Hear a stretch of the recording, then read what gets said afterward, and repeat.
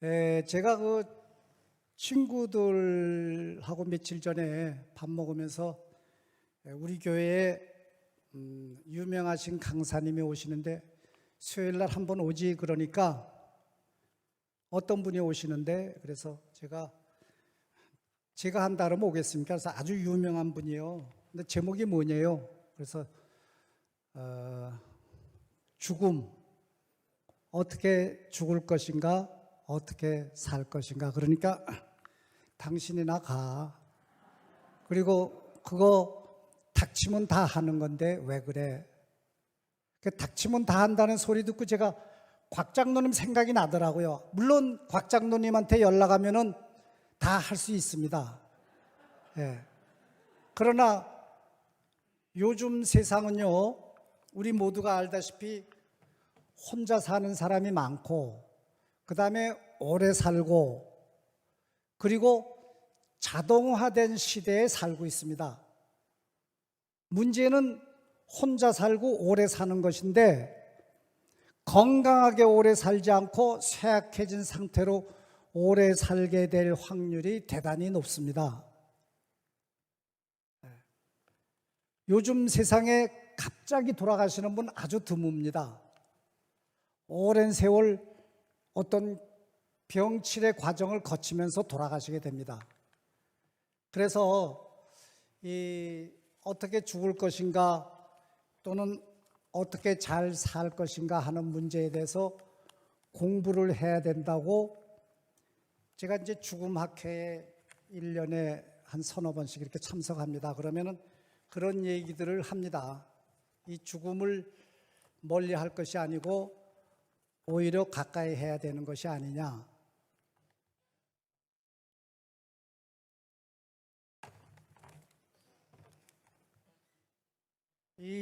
지금 저희들이 사는 세상이 4차원 이런 세상에 살고 있는데 제가 이 컴퓨터 같은 걸 잘 못하고 이 파워포인트를 잘 못해서 아주 애로사항이 많습니다.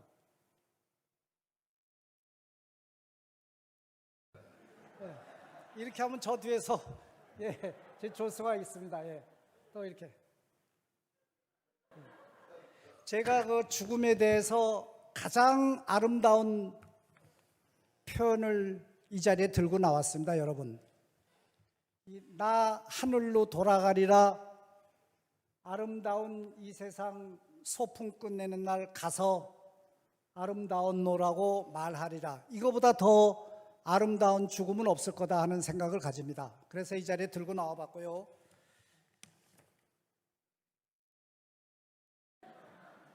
이 제목은 이렇습니다. 제목은 좀 별로 유쾌하지 않은 제목들이 많습니다. 모든 것은 결국 허물어지게 마련이다. 그 다음에 모멘토 모리, 죽음을 생각하라. 모든 사람은 반드시 죽는다. 그 다음에 인간다운 죽음, 죽음은 벽이 아니고 문이다. 이런 소재를 가지고 제가 8시 30분 가능하면 일찍 끝내겠습니다. 제가 저도 지금 이 웰다잉 자격증은 오래전에 땄습니다만은 죽음에 대해서 저도 아직 공부하고 있는 중이고, 그래서 제가 여러분 앞에 감히 선다는 것이 좀 부끄럽긴 하지만 또 목사님께서 이렇게 40년 넘게 집사 생활을 했는데 강단에도 한번 서봐야 되지 않느냐 이렇게 불러주신 것 같아서 영광스럽게 알고 한번 열심히 해보겠습니다.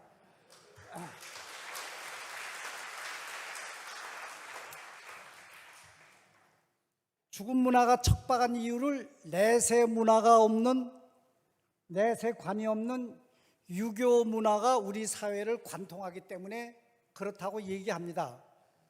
제자가 공자님께 스승님, 죽음이 뭡니까? 그러니까 공자님이 답합니다.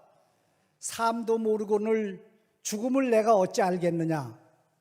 이것이 유교 사상입니다. 그래서 죽음 문화가 아주 척박합니다. 지금 제가 아까 혼자 살고 오래 사는 것이 문제라고 했는데, 그러면서 죽음에 대해서 언급하고 대화하는 것을 싫어하는 사회적인 분위기 때문에 갑작스럽게 또 아무 준비 없이 죽음을 맞게 되는 것이 우리들의 현실이고 사실적인 이야기다, 이렇게 죽음학에서 얘기를 합니다. 그럼 죽음 공부를 하지 않으면 어떻게 되느냐?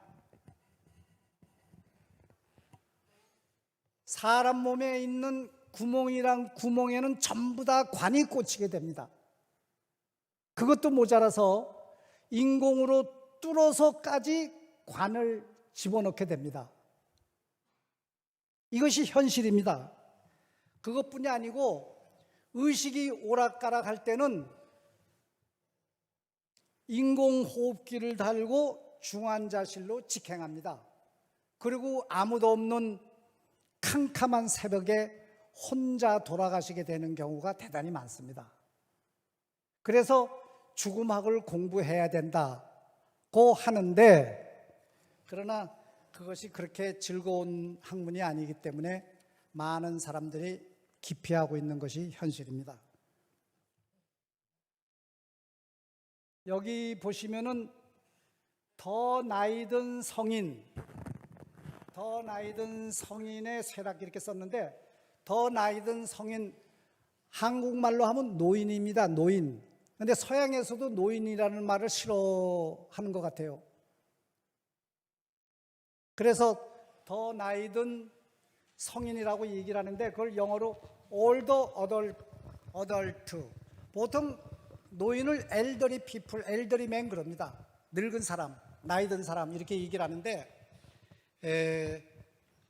참 좋네요. 서양 사람들도 노인이라는 말을 싫어해서 이렇게 더 나이 든 성인, 저는 우리나라에서도 노인이라는 단어를 좀 아름다운 어떤 말로 바꿨으면 좋겠다 하는 생각이 듭니다. 누가 절더러 저도 노인이지요. 노인은 노인인데 노인이라 그러면 아주 기분이 나빠집니다. 갑자기 할아버지라 그러면은 그놈은 보기도 싫고, 그 자식은. 그래, 여기 저희 셀의 김영식 장로 집에 한번 갔는데, 그 집에 요엘이 있다고. 요엘 손자죠. 그 아이는 저를 보면 폴 아저씨 하면서 달려옵니다. 얼마나 이쁜지 모르겠어요. 제가 젊어지는 것 같고.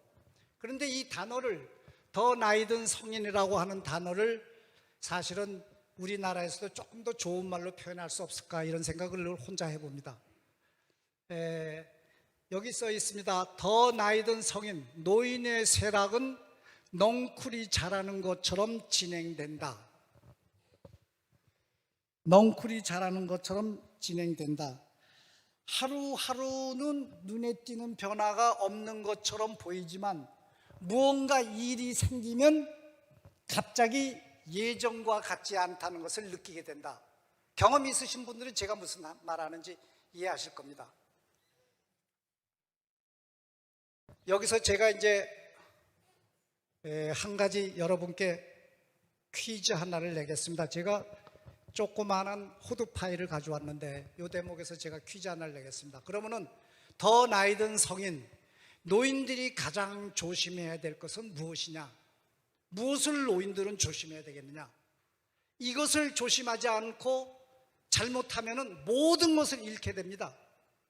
자, 무엇일지 아시는 분은 손 들고 답해 주십시오. 건강. 맞았을까요? 너무 넓어요, 범위가.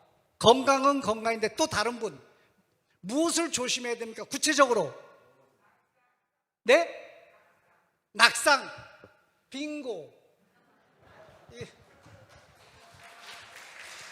나중에 이거 하나 가져가시기 바랍니다. 예, 제가 지금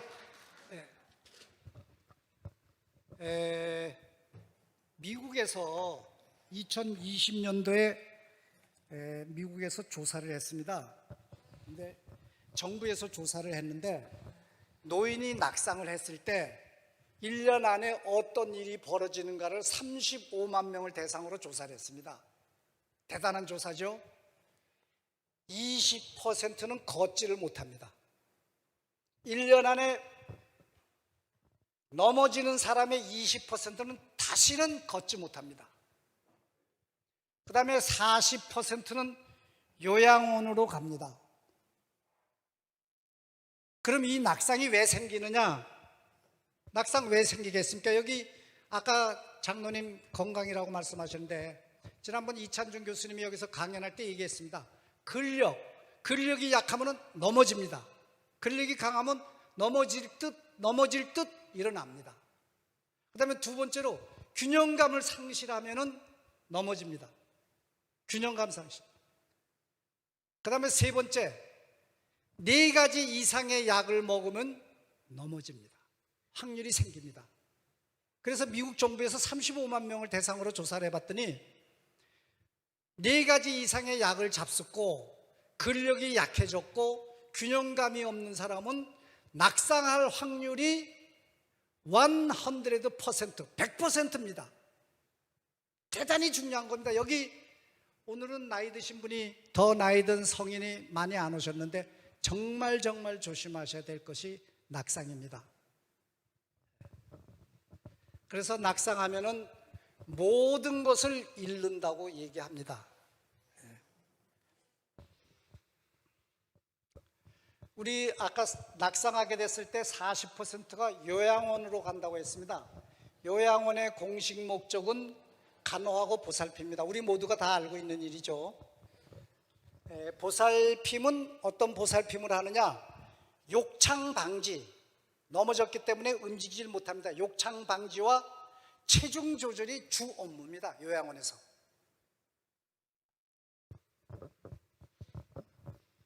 근데 여기 제가 우리 교회 셀이 있지 않습니까? 셀인데 제가 소속된 셀이 여기 임도순 장로님도 계시는데 아마 이게 서열상으로 2번째 모임인 셀에 와 있는 것 같은데 몇 년 전에 저희 교회에서 효도 관광이라는 걸 갔습니다.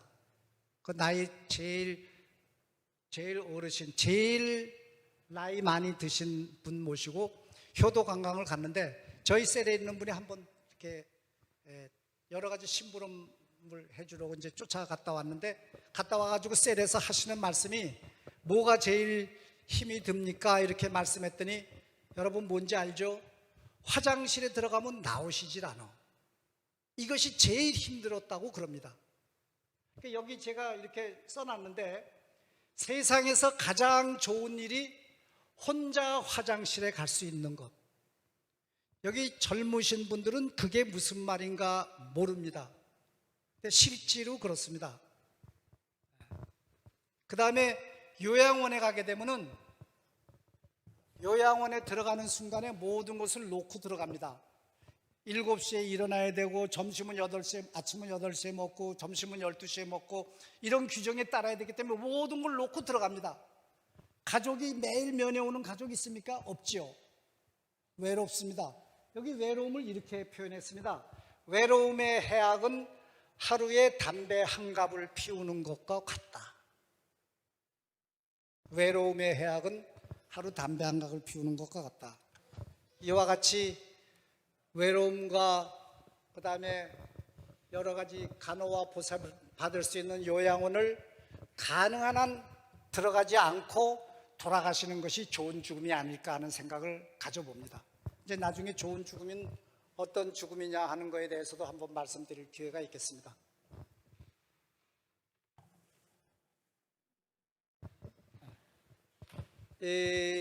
통계에 의하면은 저는 아직 공부하고 있는데 보통의 사람들은 내가 살 여명이, 이 환자들의 얘기입니다. 많이 남았다고 생각한답니다. 사실은 얼마 안 남았는데. 그래서 병하고 싸움하겠다는 투쟁의식이 생긴답니다. 가장 많이 돌아가시는 것이 암인데 말기암을 진단을 받으면 대부분의 사람들은 투쟁하겠다 그럽니다. 일단 수술합니다. 항암치료 받습니다.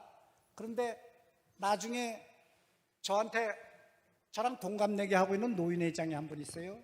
저한테 그래요. 부인이 잃었는데 얼마 전에 수술하지 않았으면 더 오래 살고 더 잘 살 거라는 생각을 지금서 한다고 후회한다고는 얘기를 해요. 그때 만약에 죽음 공부를 했으면 더 좋은 상태에서 부인하고 지낼 수 있을 거라는 생각을 해봅니다. 진실로. 여기 호스피스 케어와 일반 의료행위의 차이점에 대해서 써놨는데, 일반 의료행위는 생명 연장의 목적이 있습니다. 생명을 연장하고 다시 살려내고 하는.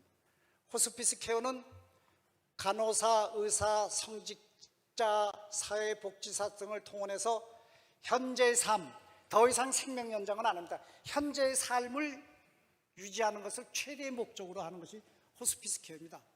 지금 우리나라 말기암 환자들이 마지막으로 가는 곳이 주로 호스피스 병원인데, 제가 이제 공부하면서 한 건데, 각 병원, 호스피스 병원이 대단히 많더라고요. 그런데 성모병원, 호스피스 병원을 대한민국에서는 최고로 친답니다. 그런데 들어가려면 아마 6개월, 1년씩 이렇게 기다려야 된다 그래요. 그러니까 아마 거기는 수녀님들이 운영을 해서 그런 것이 아닌가. 기독교 단체에서 운영하는 데도 있을 텐데 아마 성모병원을 최고로 이렇게 친다고 합니다. 호스피스 병원에 가면은 나중에 말씀드릴 기회가 있겠습니다만은 진통 없이 지내게 만들어줍니다. 몰핀을 비롯해서 마약이란 마약은 총동원해서 투입합니다. 가족들이 이런답니다. 중독되는 거 아니냐, 그렇게 쓰면 중독이 되는데 이거 좋지 않은 거 아니냐. 의사 선생님들이 이런답니다. 속으로 내일 모레 돌아가실 건데 중독이 무슨 중독이냐. 그렇죠? 내일 모레 돌아가실 텐데. 인간이 한없이 어리석고 한없이 오래 살 거라고 착각하고 있는 부분입니다.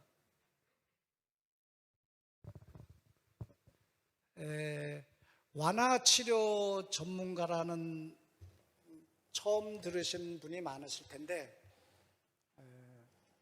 이 완화치료 전문가는 환자들의 고통을 좀 없애주고 고통을 좀 늦춰주고 이런 일을 하는 사람입니다. 여러 가지 예가 나왔는데 그 중에 하나가 2010년도에 미국 매사추세츠 종합병원에서 폐암 4기 환자 151명을 두 그룹으로 나눴답니다. 한 그룹은 통상적인 항암 치료를 하고 또 한 그룹에는 항암 치료 플러스 완화 치료를 겸해서 완화 치료 전문가의 방문을 받는 이 두 그룹으로 나눴는데, 완화 치료 전문가의 방문을 받은 사람들은 일찍 항암 치료를 포기하고 호스피스 치료를 받았고, 그리고 그 결과는 통상적으로 25%의 수명 연장이 나왔다, 이런 결과입니다. 그러니까 쓸데없이 항암 치료, 화학 치료를 받는다, 이런 얘기입니다. 그러니까 우리가 공부를 하면은 이런 것이 잘 해결된다, 이런 뜻이니까요. 잘 새겨들어 주시기 바랍니다. 다음 좀 넘겨주세요. 그 다음에 건강문제 의사결정 대리인, 이거는 우리나라 말로 말하면 보호자입니다. 보호자인데 이 예가 너무 많아서 제가 다 드릴 수가 없는데, 충분하게 환자하고 대화를 할 수 있는 사람이 보호자가 돼야 된다는 겁니다. 환자하고, 예를 들면은 이 수술이 잘못되었을 때 어느 정도까지의 고통을 견딜 수 있습니까? 아버님이면은, 아버지, 이 수술이 잘못됐을 때 어느 정도까지 아버지 고통을 견디시겠어요? 그럼 얘는 이렇게 나옵니다. 아버지가 아이스크림을 먹으면서 야구 중계 방송 볼 수 있을 정도면 난 다시 재수술을 해다오. 아이스크림을 먹으면서 야구 중계 방송만 볼 수 있으면은, 그러면 그 과정이 고통스럽고 야구 중계 보기 위해서는 수많은 노력을 해도 원망이 없고 나중에 돌아가신 다음에도 회한이 남지 않는다는 얘기입니다. 그러니까 건강문제 의사결정 대리인은 충분하게 환자와 대화를 나눌 수 있는, 죽음에 대한 대화를 끊임없이 나눌 수 있는 사람이 해야 된다, 이런 얘기입니다. 여기 이 사진이 이게 여기 나이 드신 분은 알고 젊으신 분은 잘 모르실 거예요. 이게 이제 미국 기병대입니다. 기병대. 그다음 아래는 인디안인데, 제7 기병대라는 영화는 참 유명했던 영화입니다. 우리 나이 드신 분들은 3번, 4번 보신 분들이 많을 텐데, 이 커스터 대령이 전멸합니다. 인디안들한테. 판단 착오에 의해서 인디안들한테 전멸합니다.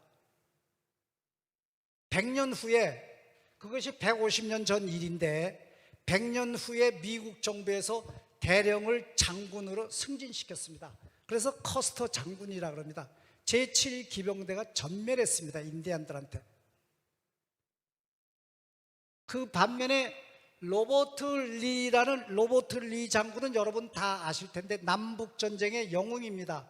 남군의 영웅으로, 남군의 사령관으로서 연전연승한 로버트 리 장군입니다. 그러다가 그 장소가 필라델피아 부근에 있는 게티스버그라는 전투에서, 이 전투가 남북전쟁의 분수령이 된 전투입니다. 그 전투에서 남군이 졌습니다. 거기서 로버트 리 장군은 생각을 합니다.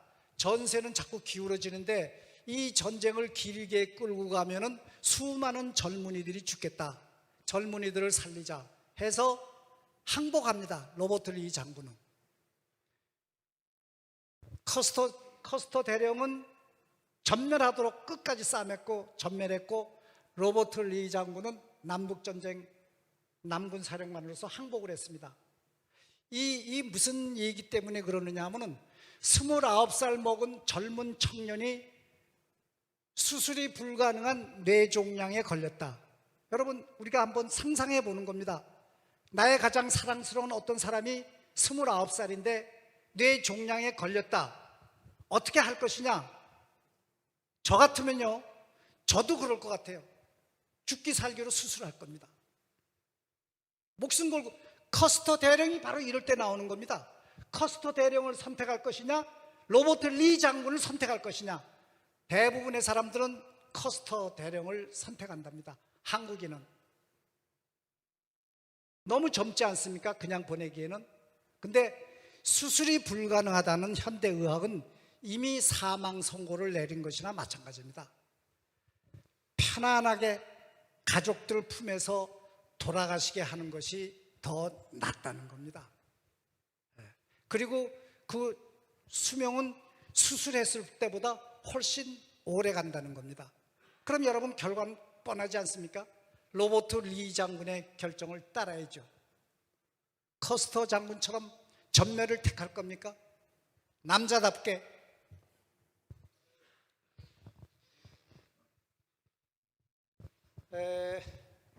우리는 누구나 모두가 다 인간다운 죽음, 존엄사라고 부르는데 인간다운 죽음 하기를 원합니다. 아까 제가 말씀드렸던 그 중환자실에서 죽음은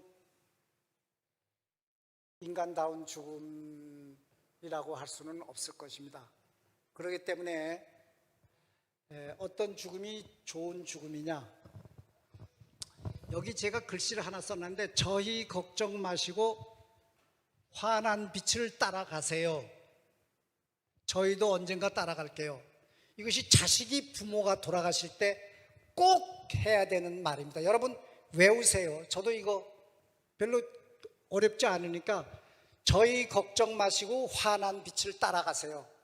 저희도 언젠가 따라갈게요. 그러면은 이 돌아가실 분의 얼굴이 환하게 바뀐답니다. 이건 통계가 말해주는 겁니다. 그러니까 돌아가실 분을 돌아가셔도 된다고 허락해야 되는 겁니다. 허락. 아버님 돌아가세요. 그리고 우리들은 잘 살 테니까 걱정하지 마세요. 안심입니다. 그리고 빛을 따라가세요. 그것은 죽음은 끝이 아니고, 죽음은 벽이 아니고, 죽음은 또 다른 세계로의 이전이라는 그런 뜻입니다. 그러면은 돌아가시던 얼굴이 굳어있던 분들도, 인간이 마지막까지 남아있는 게 이거랍니다. 장로님 맞습니까? 귀가 마지막까지. 그래서 돌아가시는 분한테 말 조심하라고. 심장이 멎었는데도 귀는 살아있답니다. 그러니까 항상 좋은 말씀하시고, 그래서 저희 걱정 마시고 환한 빛을 따라가세요. 저희도 언젠가 따라갈게요. 그러면은 얼굴이 평화스럽게 변하신답니다. 부모님 모시고 있는 분들은 꼭 외우셔서 이렇게 한번 말씀하면 좋겠습니다. 그럼 어떤 것이 좋은 죽음이냐? 제가 여기 5가지를 적어 갖고 왔습니다. 좋은 죽음.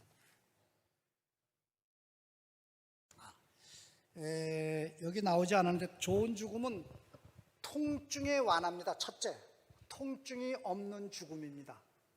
지금 호스피스 케어만 하면은 절대 통증이 없습니다.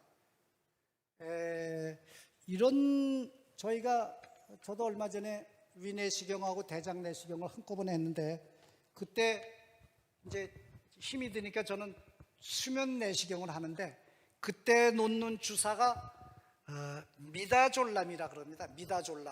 미다졸람을 놔달라고 환자들이 요청하면은 놔주는 모양입니다. 병원에서. 그러면은 이틀이고 3일이고 잠을 잡니다. 제가 위내시경 하는데 깨어나 보면 다 끝난 거예요. 한 30분 정도 제가 잠을 잤답니다. 저는 정신이 주사 맞는 순간에 스르머니 잠이 들었다가 잠이 깨는 거죠. 미다졸람, 이것도 놔줄 수 있고, 요즘 좋은 약이 산더미 같답니다. 산더미. 그러니까 통증이 없는 죽음이 좋은 죽음의 첫 번째입니다. 다음에 두 번째로는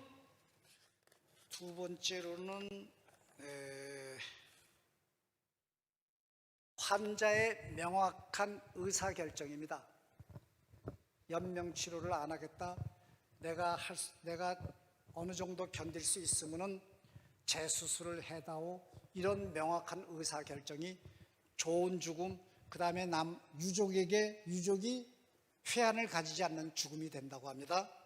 그 다음에 세 번째는 작별 인사를 충분하게 나누시라고 합니다. 작별 인사를.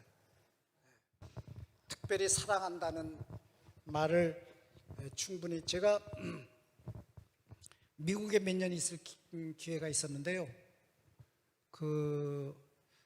미국 사람들 출근을 하면은 전화부터 든답니다. 이렇게 사무실에 도착하면 여보 사랑해 이렇게 하고 그때부터 일을 시작한다.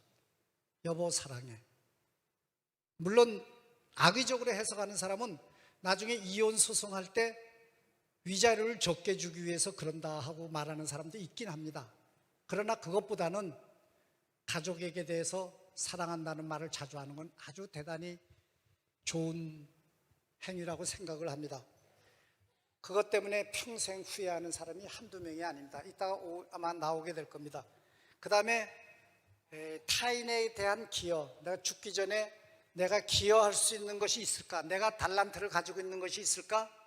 있으면은 그 달란트를 사용해서, 내가 돈이 많으면은 그 돈을 가지고 남에게 기여하고, 달란트가 있으면 달란트로 기여를 하고. 그럼 마지막으로 이제 준비를, 곽 장로님께 연락해서 잘 준비를 잘 이렇게 이제 좋은 예식장에서 좋은 분위기 속에서 이제 그렇게 하는 것이, 그것이 좋은 죽음의 조건입니다.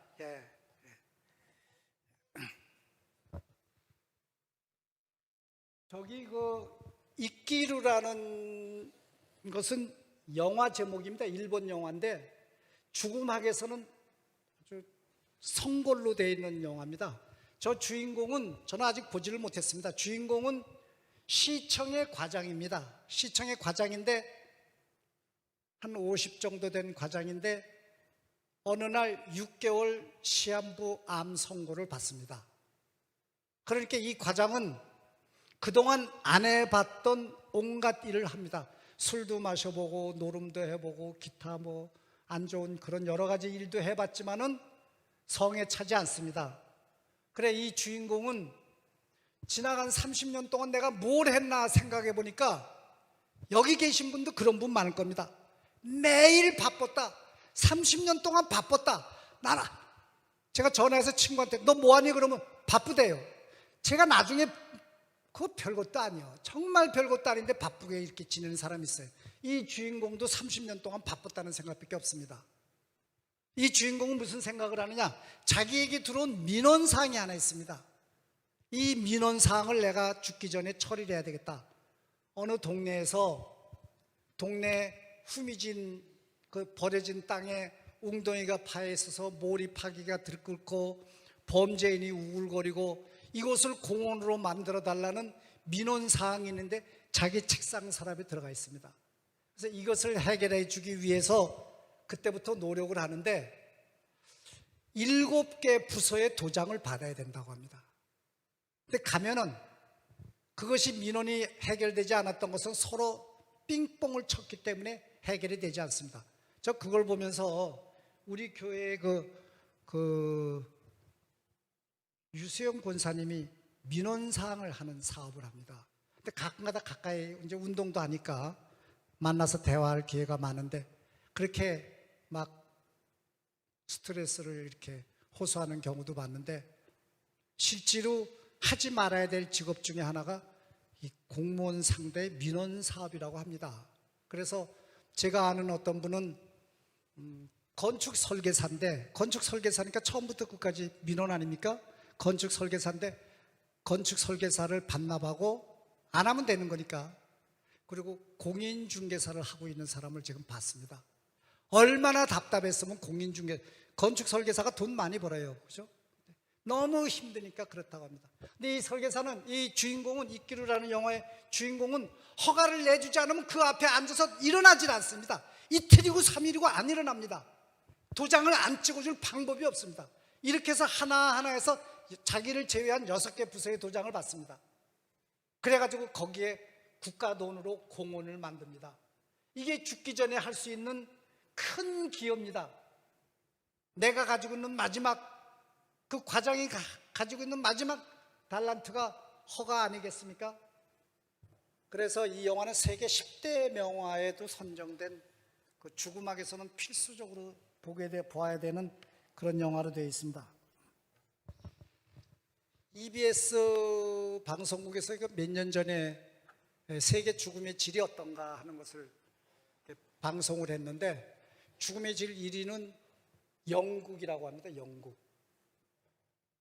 매년 5월에 죽음 주간을 선포해서 데스카페를 열고, 데스카페는 거기서는 다른 얘기하면 안 됩니다. 죽음 얘기하고 죽음 세미나하고 죽음 포럼을 하고, 그 다음에 학생들에게 죽음학 강의, 유언장 쓰기, 뭐 요양계획, 장기기증서, 장례계획, 모비명 쓰기, 이런 교육을 한답니다. 그러니까 일부 고등학교에서는 1년 내내 하는 학교도 있고, 그러니까 죽음의 질이, 죽음이 자연스럽게 들어와 있는 겁니다. 우리 생활 속으로. 그럼 한국은 어떻겠느냐? 한국은 어떠냐? 40개 국가 중에서 32등입니다. 32등이면 바닥권인데, 그것을 우리나라 바닥권을 보여주는 헌법재판소의 판결이 2009년도에 있었답니다. 납골당은 학교 근처에 허가를 내줄 수가 없다. 아마 어느 분이, 답답한 분이 아마 민원 넣었다가 결국 허가를 안 해주니까 아마 헌법재판소에다 재판 의뢰를 했을 겁니다.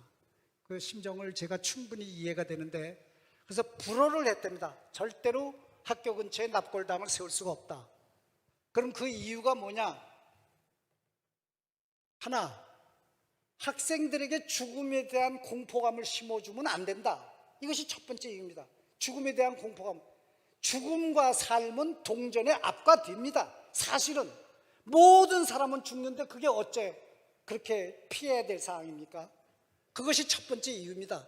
두 번째 이유는 유족들이 눈물 흘리는 것을 보여주면 학생들의 정서에 나쁘다. 나쁠까요? 이 두 가지 이유입니다. 근데 이 대목에서 제가 또 여러분에게 호두파이 하나 선물을 드려야 되겠습니다. 저는 제 생각인데 다른 이유가 있었을 거라고 생각합니다. 뭘까요? 아시는 분? 예? 뭐요? 장로님? 빙고. 아파트 값이 떨어진다는 것이 맞았을 겁니다. 저는 말은 안 했지만 헌법재판관들은 장관인데 장관이 아파트 값 얘기를 할 수는 없었을 겁니다. 그러나 아파트 값이 떨어진다는 압력을 많이 받았을 거라는 생각을 합니다. 이게 한국의 현실입니다.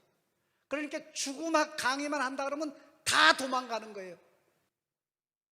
건축가 승효상 씨라고 아주 유명하신 분인데, 그분은 이렇게 얘기했습니다. 도심에 묘지가 없어서 우리 한국의 도시는 경건하지 못하다, 약간 저질스럽다 이렇게 말했습니다. 도시가 경건해야 되는데 엄마들이 대화하는 것은 아파트가 어디로 이사 가느냐, 몇 평으로 늘러가느냐, 자동차는 뭘 사냐, 애는 어느 학교 집었냐, 이 대화 자체가 전부 다 경건하지 못하다는 겁니다.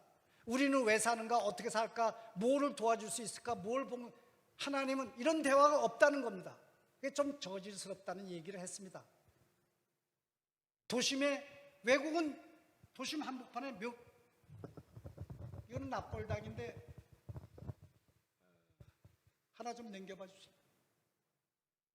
이게 이제 도심 한복판에 있는 거예요.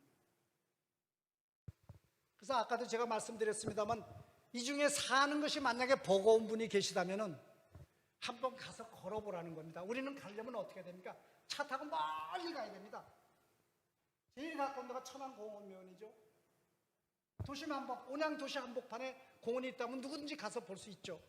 경건해진다는 겁니다. 모멘토 모리, 죽음을 기억해라. 어려운 일이 있을 때 죽음을 기억해라. 모든 사람은 죽는다. 경건해진다는 겁니다. 그럴 것 같은 생각이 들어요. 죽음 앞에서 그것보다 더 큰 것이 뭐가 있겠습니까?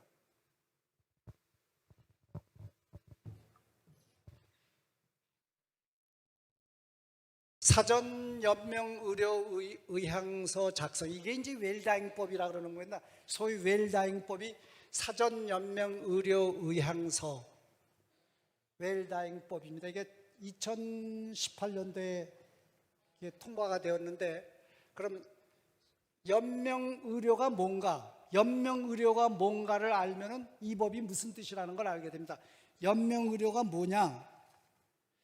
연명의료가 뭐냐? 치료 효과 없이 임종시간만 연장하는 것을 연명의료라고 합니다. 연명의료에는 뭐가 있느냐?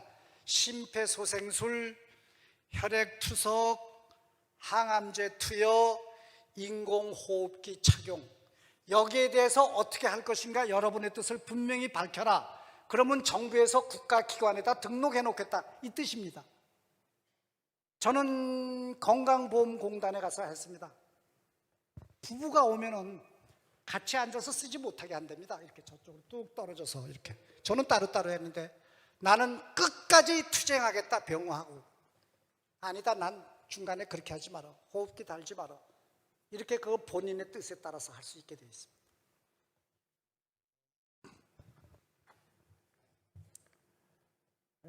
제가 그 안락사는 우리나라에서는 법으로는 금지되어 있다고 합니다.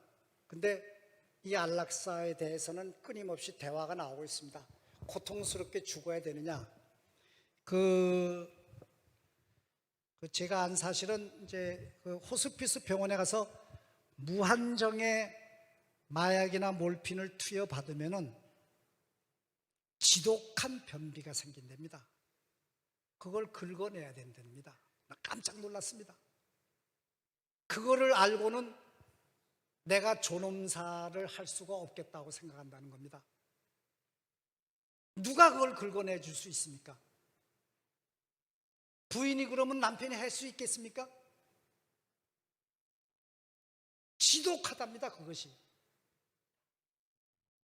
그래서 나는 안락사를 택하겠다 하는 사람이 많은데, 우리나라는 통과가 안 되는데 미국도 일부 주에서는 통과가 됩니다.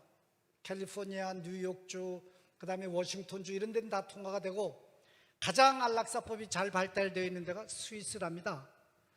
2천만 원만 가지면은 장례식까지 다 해준답니다.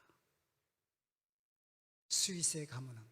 거긴 합법적이고, 스위스, 네덜란드, 벨기에 그쪽은 전부 다 안락사를 허용하는 겁니다. 결국은 우리나라도 허용하지 않겠느냐 하는 얘기는 있습니다만은 현재까지는 불법으로 되어 있습니다. 그리고 모멘토 모리는 이건 뭐 매일 생각해도 되고, 모든 인간은 죽는다. 아무리 당신이 장관이라고 폼을 재도 죽는다. 그러면 그렇게 우리가 기죽을 필요가 없어요. 당신 죽는다. 죽음을 받아들이는 5단계가 이렇게 되어 있는데, 미국 의과대학, 이거 매년 나온답니다. 의과대학 시험 문제. 처음에 당신은 말기암 환자입니다 하면은 부정 안 됩니다. 내가 그럴 리가 없다. 서울대학병원에 다시 가서 하고, 세브란스 병원에 가서 또 하고, 내가 그럴 리가 없다. 부정한답니다. 그 다음에 이제 분노하겠죠. 화가 나죠. 내가 뭘 잘못했지? 나 착한 일 많이 했는데, 교회도 다니고. 그 다음 단계를 지나면 타협 안 됩니다. 이렇게 타협 안 됩니다. 하나님 나 살려주시면은 하나님 하라는 거 다 할게요. 목사님 말씀하신 거 내가 다 할게요. 나 살려만 주세요. 이런답니다. 장로님이 더 잘하시고. 그렇습니까? 장로님 보셨을 거예요. 웃고 계시는데 아마 그러면. 근데 이해가 갑니다. 나 살려만 주면은 나 다 하겠습니다. 그러고 우울 단계를 거쳐서 마지막에는 수용하게 된답니다. 천하장사 있습니까? 여기 천하장사 계십니까? 다 죽습니다. 그래서 이와 같이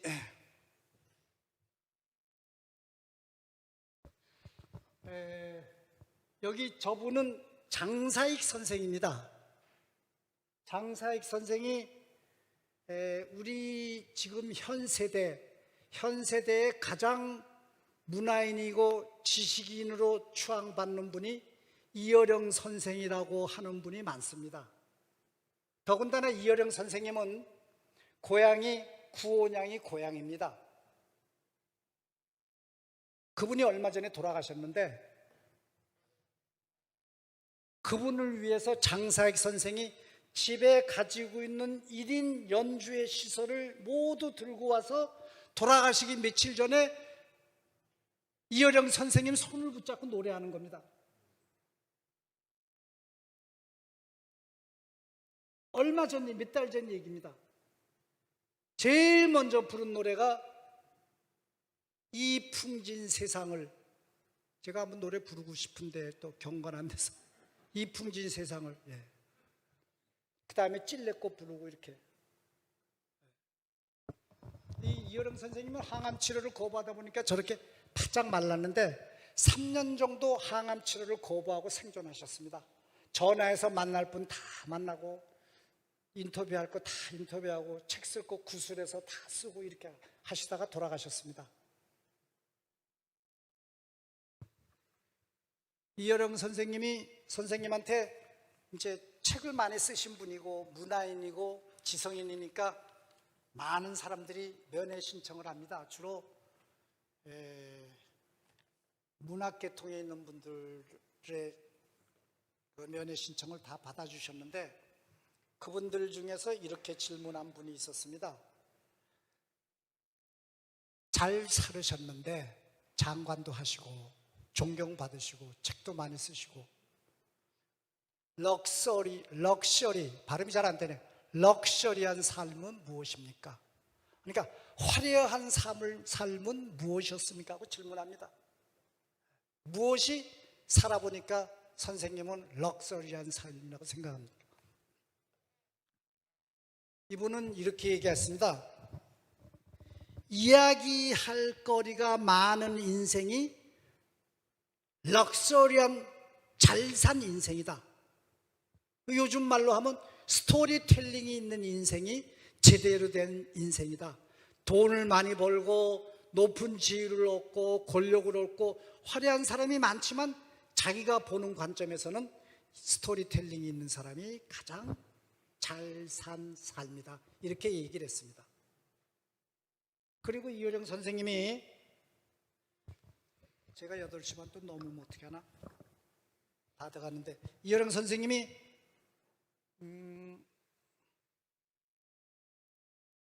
죽기 전날, 돌아가시기 전날 출판사로 전화를 합니다. 직접 해서 주간을 바꿔달라고 합니다. 주간이면은 다 대개 여성분입니다.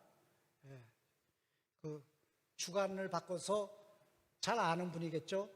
내가 말하는 걸 받아 적어줄 수 있느냐. 돌아가시기 전날 기운이 다 빠져가죠. 그러니까 말씀하십시오 해서 안 들리는 거는 넘어가면서 받아 적은 시가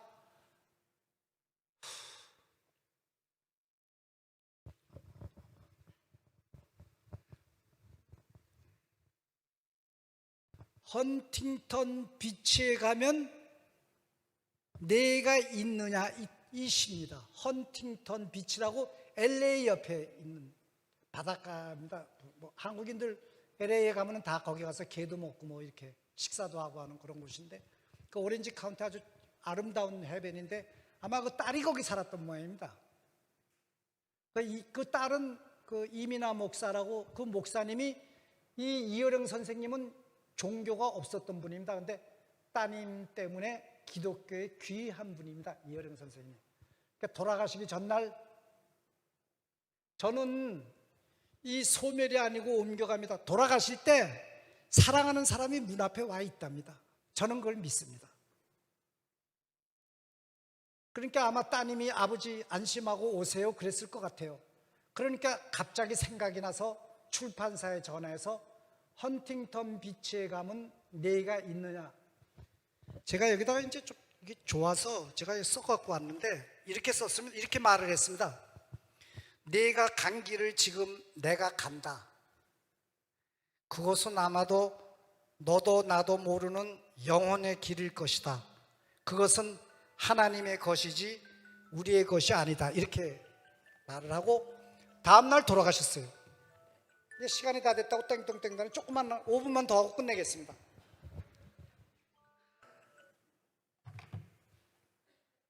그러니까 저는 그 이민아 목사가 아버지를 모시고 간 게 아니냐 이런 생각합니다. 이민아 목사도 자식을 잃었습니다. 그러니까 이 이어령 선생은 손자도 잃고 딸도 잃은 그 슬픔을, 그러니까 마지막에 따님에 대한 시를 얘기하고 다음날 돌아가셨어요.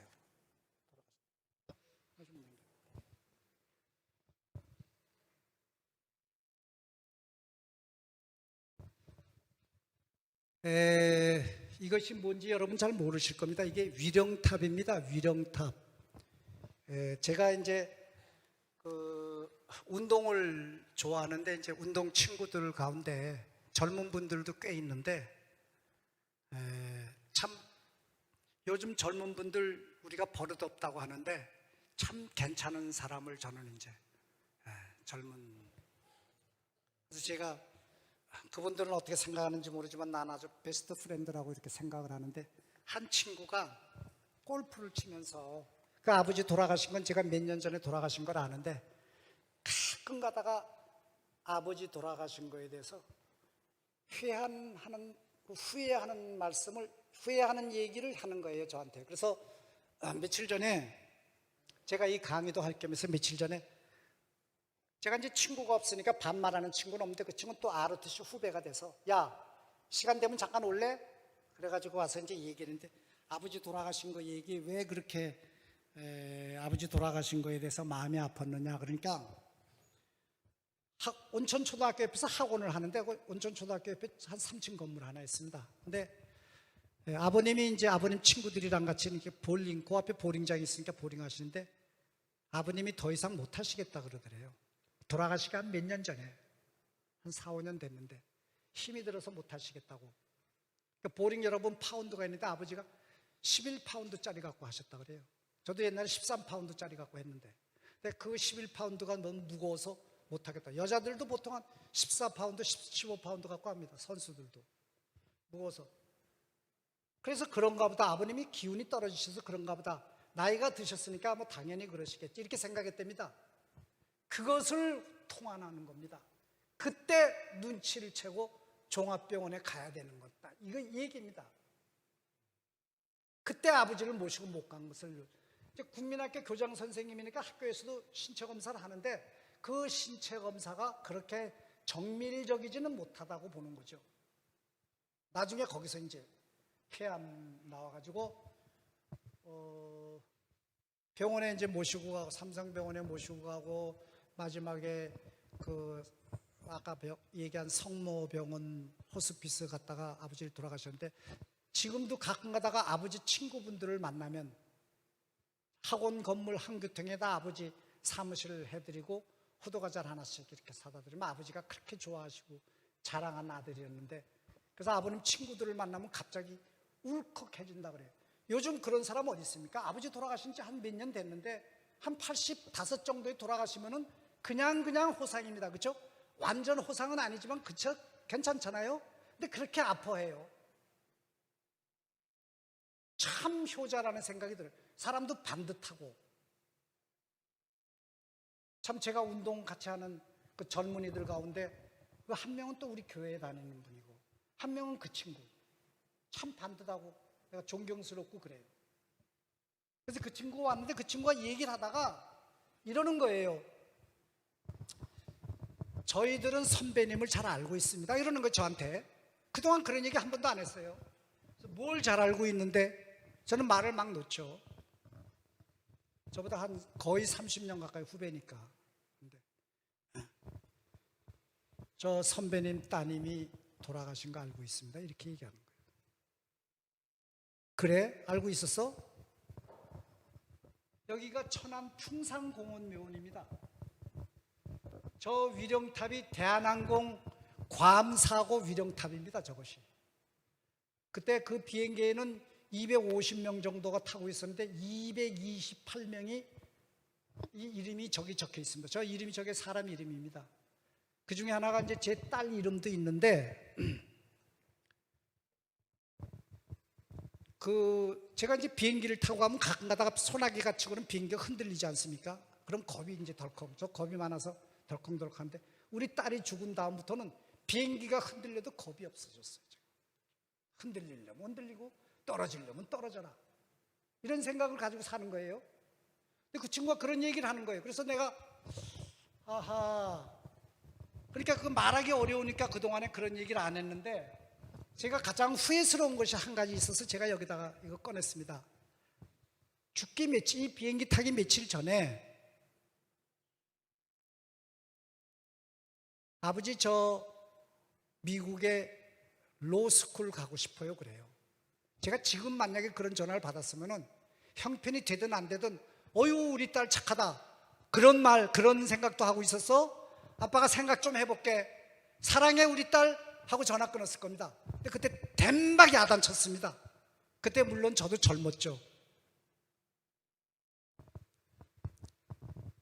삼성물산 다니고 있었으면 거기서 봉급 받아가지고 네가 갈 수 있었는데 그런 소리를 아빠한테 전화 말이라고 하느냐? 댐박이 야단쳤습니다. 제 기억에 사랑한다는 말을 한 번도 못했습니다. 그것이 가장 제 마음에 걸립니다. 주변에 가족들한테는 가족이 가까운 우리 가장 가까운 사람 아니겠습니까?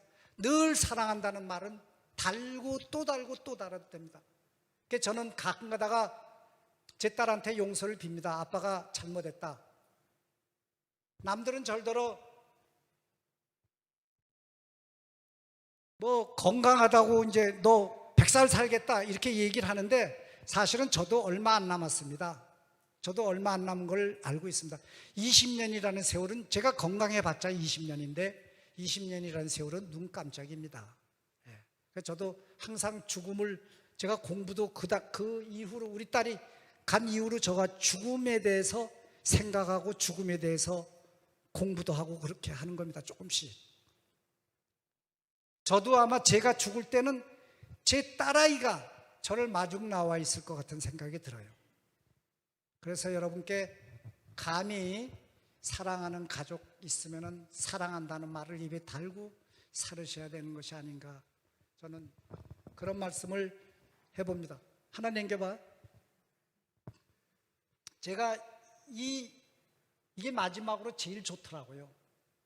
그럼 제가 마지막으로 이거 읽고 끝을 내겠습니다. 나는 세계에서 제일 행복한 사나이다.